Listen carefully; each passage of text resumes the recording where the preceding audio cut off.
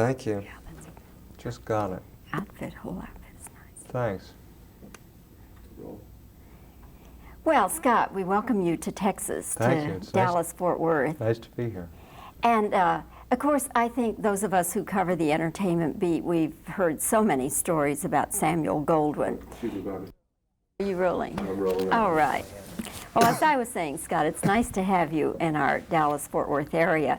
And those of us who have covered the entertainment beat for a long time have heard many of the Goldwyn stories. Mm-hmm. And I think the common perception about Samuel Goldwyn is a guy who murdered the English language and all these malaprops and everything. But this was no buffoon. No, he was no buffoon. He was an amazing man, in fact, and what intrigued me most about Sam Goldwyn was that he was a completely self-invented character.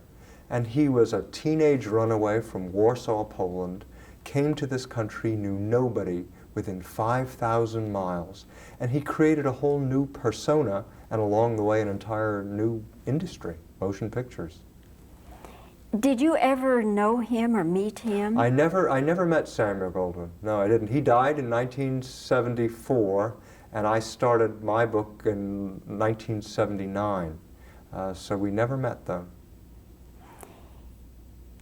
He, I guess, from your book, Wuthering Heights seems to be his favorite film, or the film he was most proud of. Is that right? I think Wuthering Heights definitely was his personal favorite. There's no doubt about it. He just adored that picture, so much so that in Samuel Goldwyn's last years, when he was in his late 80s and early 90s and was physically falling apart, night after night he used to go into his screening room at home and run that picture over and over again, sit alone in the dark, and just sob his eyes out watching it. Why do you think of all the pictures that was his favorite? Well, I tell you, in fact, I try to explain this in my biography of Goldwyn, too. I think you can see it's basically the story that is Sam Goldwyn's life is the story of a man really looking for love all his life. And he was a man who really was rather emotionally detached, couldn't express his emotions very well to people. He pumped all his feelings into his movies.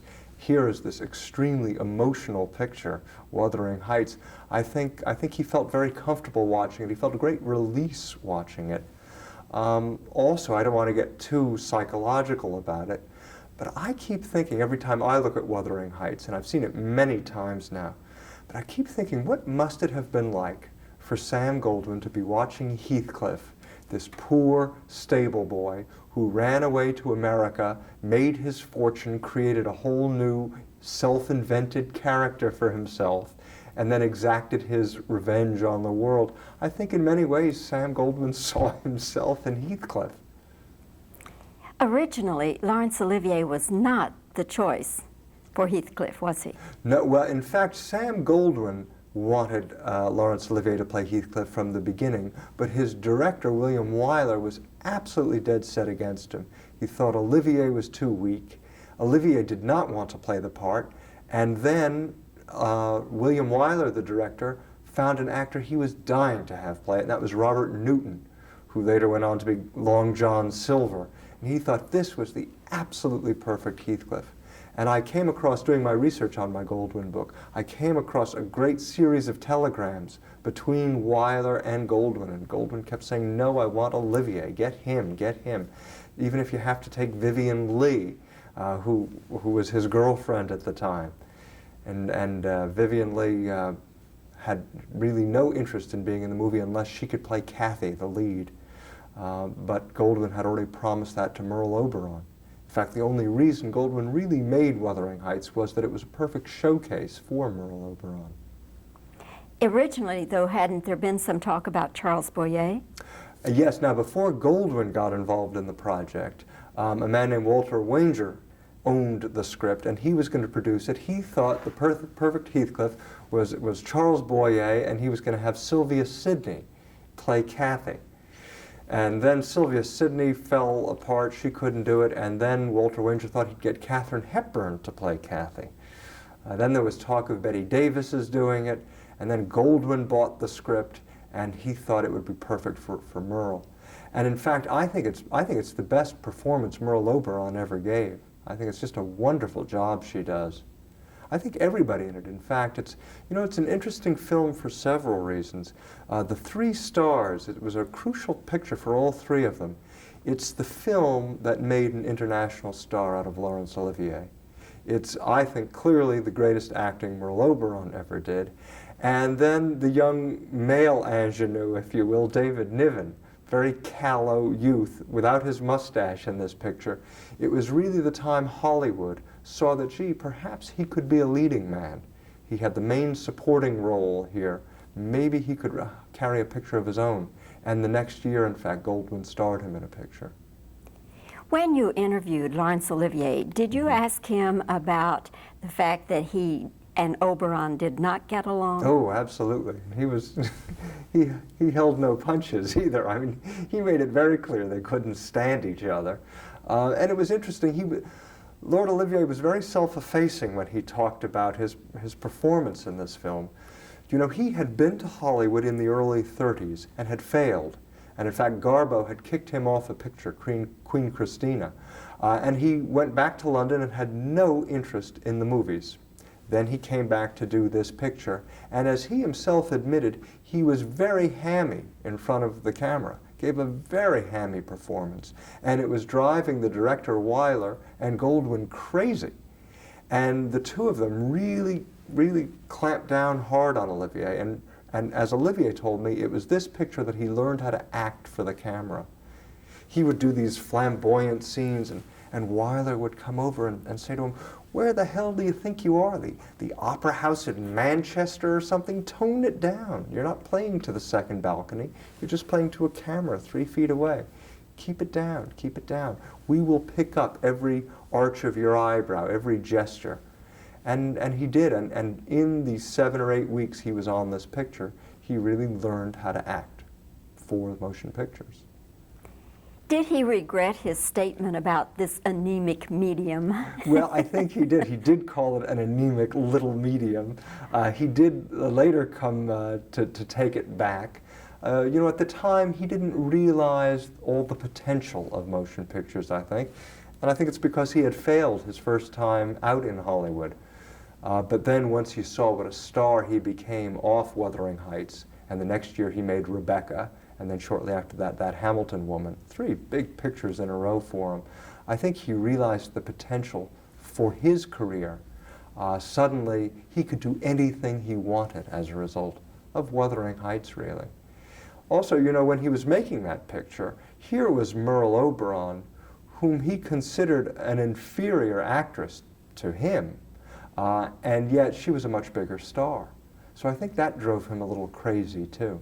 But the two of them were at each other's throats from the beginning to the end of the picture. It must have been real acting then when they had to be lovey-dovey. Yes, that was acting, all right. Although it works in a way because, you know, Wuthering Heights is a picture of such tormented passion. It's all so twisted and so raw and emotional. In a way, it really worked very well for them, I think. What other things did you learn from Olivier? Well, actually, a story he took great relish in telling was, there are a few scenes in the picture where you'll see Olivier has affected this very tortured walk. And he told me it used to kill him years later when people would come up and say, "Oh, Mr. Olivier, your acting is so brilliant. You even took on a whole new walk for your character, and the way you were so tortured and pained the way Heathcliff was." As he told me, he was suffering from an intense case of athlete's foot during the making of this picture. And that's why he looked so tortured every time he walked. He could barely get his feet into the shoes. And there are 1 or 2 scenes where you can see him hobbling around, and you can see that it was the athlete's foot that was killing him, not this incredible acting. But that was a story Olivier just delighted in telling him. He was roaring with laughter, roaring. What was your general impression of Lord Olivier as a man? Well, I think he was the consummate professional. That's what really came through. I'd be lying if I said I spent a lot of time with him. I talked to him really briefly 3 times, and then I had 1 extensive interview for my Goldwyn biography. And I think he was somewhat detached personally himself. He lived for the theater. He lived for his work. There's no doubt about that. And that's really what he wanted to talk about. He did talk about Vivien Leigh a bit, and really how he had hoped she could be in the picture, that she could have been Kathy. But there was just no way she could. At one point, the director Wyler said, "Look, I could get you the secondary role of Isabella if you want." And Vivien Leigh said, "No, I want to play Kathy or nothing at all." And director Wyler said, "Look, Vivien, you've never made a picture in America. Nobody in America has ever heard of you. You are never going to get a bigger role in American movies than Isabella." And 3 months later, she was cast as Scarlett O'Hara. That's what I was going to say. Had she taken the role, she never would have been Scarlett, would she? Very likely. Very likely. In fact, she almost certainly would not have been. Let's put it this way. If Wuthering Heights had come out any other year, do you think it would have won the Oscar? I think it very likely could have. In fact, most people forget that Wuthering Heights did win the New York Film Critics Award that year. It was in many ways the most celebrated picture of the year. It got superb reviews all around. Clearly Gone with the Wind stole most of the thunder. But my God, 1939 was definitely the greatest year in motion picture history. I mean, starting with Wuthering Heights and ending with Gone with the Wind. But in between, you had The Wizard of Oz, Goodbye, Mr. Chips, Stagecoach, Mr. Smith Goes to Washington, and a raft of other pictures. Fantastic pictures. So it's hard to say whether it would have won Best Picture in another year. I mean, those things are often apples against oranges and so forth. But Wuthering Heights really got a great deal of acclaim in its day. And here it is 50 years later, and plays as well as it did 50 years ago. If you go see this movie, you really have to bring your 4 hankies with you, I think. Did Samuel Goldwyn realize that he was mispronouncing the name of it? He called it Wuthering Heights. Goldwyn always called it Wuthering Heights. I don't think he had a clue that he was mispronouncing it, because that was a rather small mispronunciation for Samuel Goldwyn. I mean, as I was putting my book together, I learned that he really did say many of those malapropisms that are attributed to him. Sam Goldwyn did say, "Include me out." Sam Goldwyn did not say a good number of them that were attributed to him. My favorite, which I was sorry to learn wasn't true, he allegedly had said, upon seeing a friend he hadn't seen in a long time, "Well, we've passed a lot of water since then." He did not say that. But he did tell Danny Kaye, anyone who goes to a psychiatrist should have his head examined. That he did say. And so he did get names and titles wrong all the time. He had the great actor Joel McCrea under contract for 5 years. He called him Joe McCrail all the time. And indeed, Wuthering Heights became Wuthering Heights. Another great Goldwyn picture, The Little Foxes, he called The Three Little Foxes. They go on and on. Well, Scott, our time goes much too fast, but I've enjoyed talking with you very, very much, and I look forward to reading the rest of the book. Thank you. Thank you. It's been a pleasure for me. Let's see, Roy, if we can get... It's their problem, let them worry. The desk climbs my frame, not yours. Oh, I see. You know about desks. Absolutely. God. If you don't keep the desk happy in this business, you're in a lot of trouble. Exactly. He was no picnic. So when you said the world's greatest actor, I think he believed it. And I think he acted great humility. Oh, well, you know, what is the greatest actor? Oh, really? You think I'm... So he sort of played it both ways. But, I mean, he had a great sense. He knew he was the world's greatest actor. No doubt about it. He had immense charm. I mean, that he could just turn on like a switch. Yeah. And two-shot questions, too. Oh, 2-shot questions? Yeah. Y'all can talk and Okay, just keep talking about So it. our what we're saying here doesn't... No, it's not recorded. Yeah, right. But he was an interesting character that way. I mean, he was the ultimate actor, really. In fact, you know, apropos of that, something he did say, and I remember talking about, he thought that, and I thought that was interesting. Actually, that was the most real moment I felt from him when he was saying that. I thought that was a really perceptive thing to say, and it wasn't necessarily flattering about himself, but it was just, I thought it was right on the money. I thought that was a really natural thing to have said. Seemed very honest. Yeah, totally, I thought. You know, and his point was there are a lot of actors who are far more cerebral. You know, I mean, a Paul Scofield and those. And he thought, no. Because Olivier was such a physical actor, too. My God, look at those. I was going to say the earlier roles, even the later roles, even in Marathon Man. All right. Did Laurence Olivier, in fact, really not get along with Merle Oberon?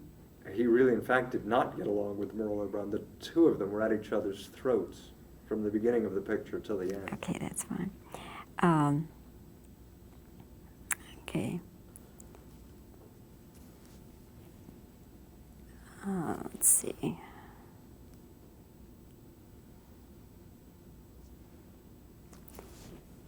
Why do you think Wuthering Heights was Samuel Goldwyn's favorite film? I think Goldwyn had a lot of personal attachments to this film. I think Sam Goldwyn himself was an emotionally detached person, and this was a very emotional picture. And I think Goldwyn poured most. It's fine. It's fine. Okay.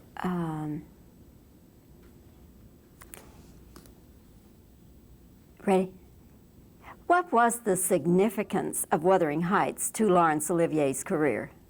Well, there's no doubt about it. Wuthering Heights is the picture that made an international star out of Laurence Olivier. That's something he said, and it's something you can just see looking at the record, looking at the filmography. That's fine. Did he ever regret saying this anemic little medium? I'm not sure he regretted it, but I think on a certain level he did. He certainly went on to make some great motion pictures, and he knew that. I think at the time, though, he certainly believed in it, and he always really considered himself a man of the theater. That's fine. Okay. Roy, do you think we're covered? Do we need maybe talking about anything? Okay. God, what can I be talking about? Betty Davis. Your experience. Yes, well, that's talking about Betty Davis. That's a picnic, boy. God. So you've obviously interviewed her several times, but it is, God, yeah. Actually, I did hear a great Betty Davis story. She moved into an apartment. Some people I knew lived next door, and they figured, oh, gee, let's invite Betty Davis to dinner, and they invited her to dinner. The next week, Betty Davis invited them back to dinner. And as dinner was over, it was 10:30, she was taken to the door. She said, now look, you invited me to dinner, that was very nice. I invited you to dinner, that was very nice. That's it. No more dinners.